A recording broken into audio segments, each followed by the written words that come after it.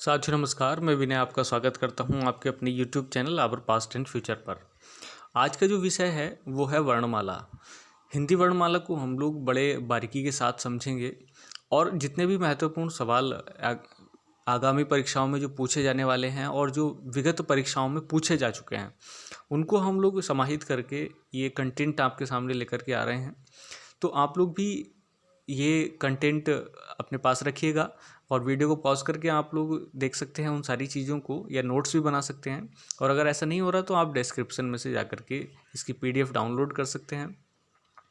तो और जो लोग अभी हमारे चैनल पर नए हैं, जो नए व्यूअर्स हैं, उनको ये थोड़ा सा मैं कहूँगा कि वो इसको सब्सक्राइब कर लें और इसको लाइक कर दीजिएगा।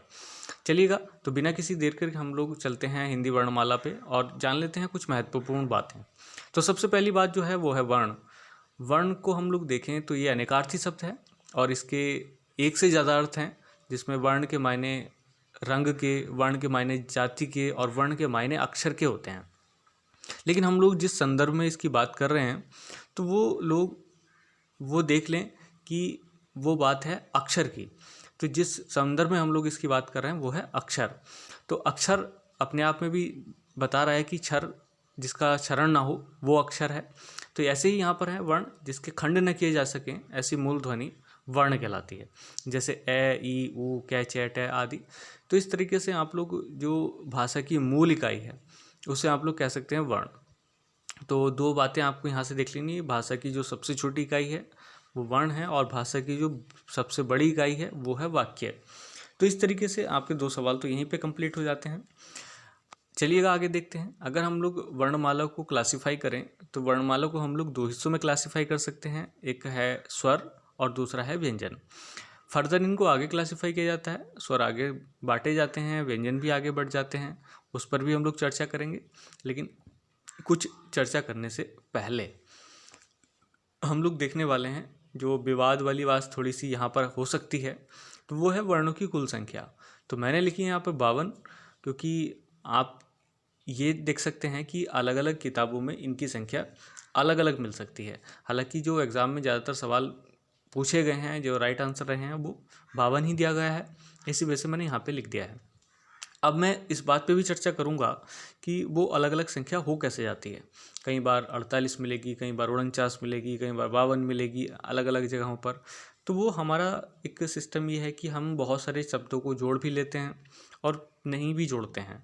तो जैसे कुछ आगत वर्ण हो गए हैं जो बाहर से आ गए हैं, तो उनको हम लोग जोड़ लें, कुछ संयुक्ताक्षरों को जोड़ लें, तो इस तरीके से ये संख्या ऊपर नीचे हो जाती है। तो आप लोग अभी बेफिक्र रहिएगा और बने रहिएगा वीडियो के एंड तक, ताकि हम आपको ये बता सकें कि ऐसा क्यों होता है।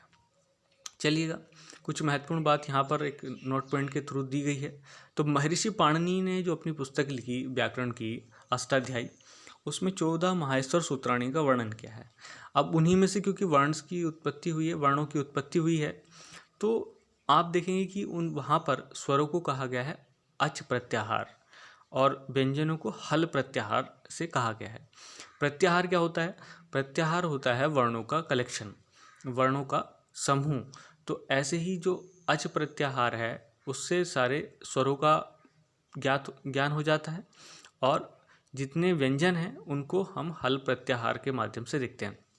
तो आपको ये बात भी यहाँ से ध्यान रखनी है, अच पाणिनि द्वारा स्वरों के लिए प्रयोग किया गया और हल व्यंजनों के लिए प्रयोग किया गया। तो ये बात आपको याद रख लेनी है। चलिएगा, अब हम लोग देखते हैं वर्णमाला जो है हमारे आसपास या हमारे हिंदी बुक में, उसमें कैसे कैसे क्लासिफाई किया हुआ है।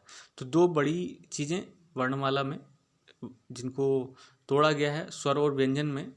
तो स्वर और व्यंजन यहाँ आप लोग देखेंगे वर्णमाला के विशेष अंग हैं।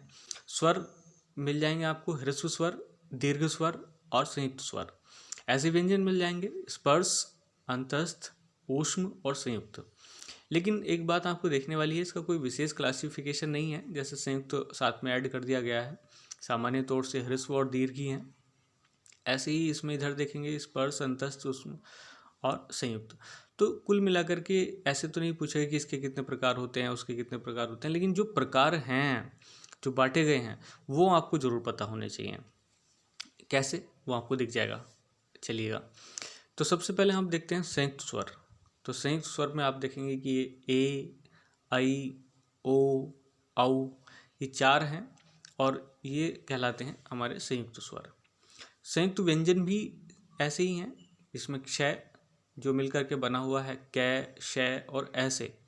त्रय, तय, रै और ऐ से मिलकर के बना हुआ है। ज्ञ, जय, य और ए, इनसे मिलकर के बना हुआ है। ज्ञ के बाद में हम के बारे में हम अभी और चर्चा करेंगे, ये हम लास्ट में देखेंगे, थोड़ा सा इसमें ट्विस्ट है, वो हम देख लेंगे। तो संयुक्त व्यंजन क्षय, त्रय, ज्ञ, ये 3 हो गए हैं। और एक और आपको मिल जाएगा जिसे आप लोग बोलते हैं श्री वाला श्रय। तो ये श्राप जिसमें जो शब्द बनाते हैं उसमें बनने वाला जो श्रय है वो भी आपका संयुक्त व्यंजन है। और आप ये बताएं कमेंट बॉक्स में लिख करके कि वो किन वर्णों से मिलकर के बना है, तो वो भी आप लोग बता दें तो ज़्यादा अच्छा रहेगा। हालांकि वो बहुत कम पूछा जाता है लेकिन फिर भी आता है इसी में, तो आप उसको भी ध्यान रखेंगे। तो कई बार उसको भी शामिल कर लेते हैं। तो ये सब बातें। अनुस्वार, ये महत्वपूर्ण पॉइंट है वर्णमाला का। अनुस्वार आप देख सकते हैं कि जो शब्द के ऊपर एक बिंदु सा लगा होता है वो है अनुस्वार। जैसे अंग एक शब्द है, संवाद है, संस्करण है, तो इस तरीके से ये शब्द हैं, ये अनुस्वार है। ऐसे ही है अनुनासिक। तो अनुनासिक में आप देखेंगे ऊपर चक्रबिंदी लगी हुई होती है, तो ये भी आपको जानकारी होगी ही। और विसर्ग, विसर्ग तो सामान्य है, वर्ड के अंत में लगता ही है। तो आप देख सकते हैं कि ये जैसे आता है हमें लगता है वैसे। हालांकि वैसी कोई निश्चितता तो नहीं है क्योंकि ये कोई साइंस तो है नहीं। तो भावों के अनुसार भाषा को बोलने का ढंग थोड़ा चेंज हो सकता है, तो आप उसमें टेंशन लेने की कोई आवश्यकता है नहीं। तो एग्ज़ाम पर्पज़ से जो भी महत्वपूर्ण होगा आपको इससे छूटेगा नहीं। अब एक बात और आपको यहीं पर जान लेनी ज़रूरी है, वो ये है कि मात्रा। साथियों, कुछ लोग स्वर और मात्रा को एक ही मान लेते हैं जबकि मात्रा अलग है। मात्रा क्या है? स्वरों के उच्चारण में लगने वाला समय, कि स्वरों को उच्चारण करने में कितना समय लग रहा है उस हिसाब से मात्राओं को बांटा गया है। और ये 3 होती हैं, ह्रस्व, दीर्घ और प्लुत। अगर सिंगल टाइम लग रहा है, 1 गुना ही समय लग रहा है तो वो ह्रस्व होगा। बोलने में 2 गुना समय लग रहा है तो दीर्घ होगा। और 2 से ज़्यादा, अगर 2 गुने से ज़्यादा समय अगर लग रहा है तो वो आपके लिए प्लुत स्वर होगा। तो इस तरीके से आप लोग देखेंगे कि स्वरों के उच्चारण में लगने वाला जो समय है उसको हम मात्रा कहते हैं। तो एक बात और यहाँ पर देखनी है कि ये जो मात्राएं होती हैं वो स्वरों की होती हैं, व्यंजनों की नहीं। तो ये पॉइंट आपको यहाँ पर भी नोट करके रखना है। तो इस तरीके से आप देखेंगे कि अभी कितनी कितनी मात्राएं हो रही हैं और कौन कौन सी चीज़ें हो रही हैं वो हम अभी सीख लेंगे। चलिएगा, अब एक एक करके जो हमने क्लासिफाई किया था स्वरों को और व्यंजनों को, उस पर हम लोग चर्चा कर लेते हैं थोड़ी सी। तो सबसे पहले हम देखेंगे ह्रस्व स्वर, तो जिसमें अ, ई, उ, री। तो यहाँ पे ये सब ह्रस्व हैं और इनकी संख्या है 4। दीर्घ स्वर में देखेंगे आ, ई, उ, तो ये 3 हैं, इनको देख सकते हैं आप।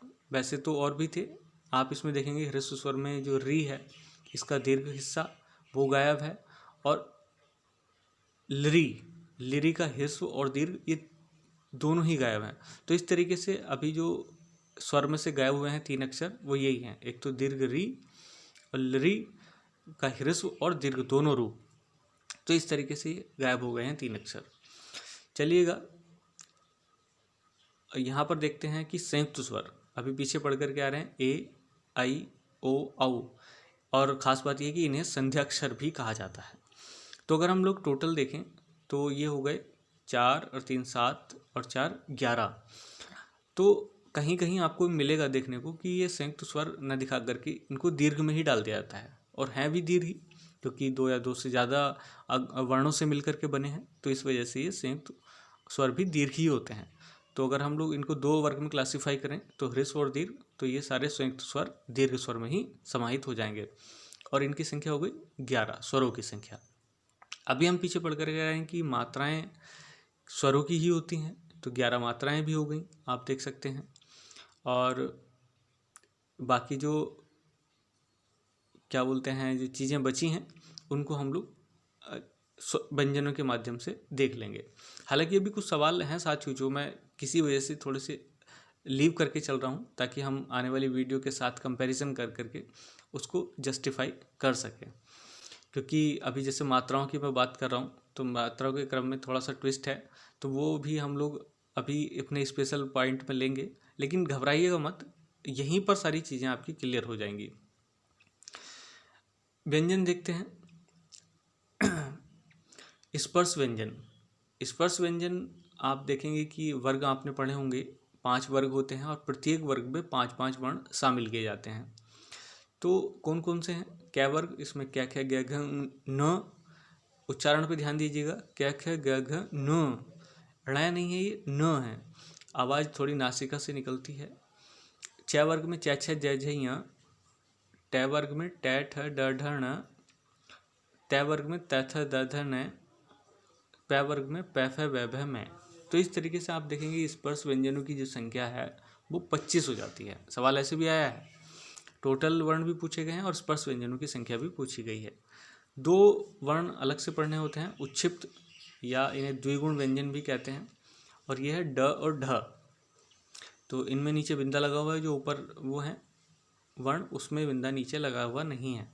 तो ड और ढ को भी अगर हम शामिल कर लें तो अब व्यंजनों की संख्या 27। अंतस्थ व्यंजन ये 4 होते हैं, य र ल व, इनको मिला लें तो 27 4 31। ऊष्म व्यंजन श श श है, अगर इनको चारों को मिला लें तो 31 4 35। तो 35 ये हो गए और 11 वो हो गए 46। और आप 2 आगत वर्ण हैं जिनको हम मिला लेते हैं कई बार, 48 श्री वाला श्रय मिला देते हैं तो ये आपका 49 हो जाते हैं। तो इस तरीके से जो वर्तमान में संख्या है वो 49 ही है। लेकिन अगर हम पिछले जो हटाए गए वर्णमाला से 3 शब्द हैं, दीर्घ री और लरी का ह्रस्व और दीर्घ दोनों रूप, तो ये 52 हो जाती है। तो आप समझ गए होंगे कि इस तरीके से इसको क्लासिफाई किया गया है। और जो बात अभी आ रही थी कि वर्णमाला में जो कभी संख्या 48 मिल जाती है, कभी 49, कभी 52, तो वो समझ गए होंगे कि कैसे उनको शामिल किया जा रहा है। चलिएगा और आगे देखते हैं। कुछ महत्वपूर्ण बिंदु जरूर जान लेने हैं आपको, ये बड़े इंपॉर्टेंट है। ज्ञा का उच्चारण ज्या है, ज्ञा नहीं। जैसे हम लोग ज्ञा ज्ञानी बोल देते हैं, तो ज्ञा से शुरू ना होकर के जय से शुरू होता है। ये आपके लिए शायद नया हो लेकिन इम्पोर्टेंट है। तो इसका उच्चारण ज्या है, ये आपको ध्यान रखना है। वर्ग के पहले अक्षर जैसे कै वर्ग, च वर्ग, ट वर्ग, तै वर्ग, पै वर्ग, ये उदित कहलाते हैं। उदित इसलिए कहलाते हैं क्योंकि ये अपने वर्ण वर्ग के सभी अक्षरों का प्रतिनिधित्व करते हैं। तो प्रतिनिधित्व करने की वजह से इनको वर्ण का मतलब उनको उदित कहा जाता है, और इन्हीं के बाद अन्य अक्षर आ जाते हैं। मात्राएं केवल स्वरों की होती हैं, व्यंजनों की नहीं। ये बात हम अभी ले रहे थे, और मात्राओं पे भी मैंने एक थोड़ी सा ट्विस्ट छोड़ करके रखा है, उसको भी हम लोग देख लें। और आने वाली वीडियो में मैं सब कुछ क्लियर कर दूंगा कि हम अभी आने वाले वीडियो में इस पर और वर्णमाला पर और ज़्यादा चर्चा करने वाले हैं। अनुस्वार और विसर्ग दोनों स्वर भी हैं और व्यंजन भी। तो इनकी प्रकृति है इस प्रकार की, स्वर में भी रखा जाता है और उनको व्यंजन में भी रखा जाता है। और इनको कहा जाता है अयोगवाह। योग का मतलब होता है जुड़ने से, और ए का मतलब होता है रहित। तो जो जुड़ते नहीं हैं किसी शब्द के साथ, वाह मतलब बहते हैं। लेकिन बहते हैं यानी कि साथ साथ चलते हैं, जुड़ते किसी के साथ नहीं है लेकिन साथ साथ चलते हैं, इसीलिए इनको कहा जाता है अयोगवाह। तो ये बात आपको ध्यान में रखनी है। सभी स्वर कंठ होते हैं, सघोष होते हैं, अल्प प्राण होते हैं। तो ये बात भी आपको देखनी है कि जितने भी वर्ण हैं वो कंठ, सघोष और अल्प प्राण होते हैं। लेकिन अभी आपको समझने की कोई आवश्यकता नहीं है इस वीडियो में, आप बस इसको याद कर लीजिएगा। ये लाइन मैंने सिर्फ इसलिए लिख दी कि आगे की वीडियो में छूट ना जाए। तो हम ये भी देखेंगे आने वाली वीडियो में कि कंठ क्या होता है, सघोष क्या होता है, अल्प प्राण क्या होते हैं, महाप्राण क्या होते हैं।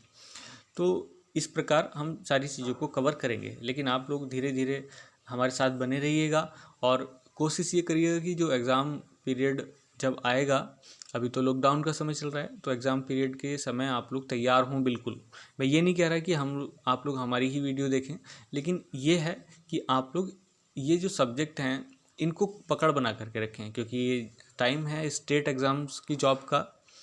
कि आपको पता है कि इलेक्शंस हैं 2022 के शुरुआत में, तो वो कुछ ना कुछ आपको मिल ही जाएगा एग्ज़ाम में देखने को।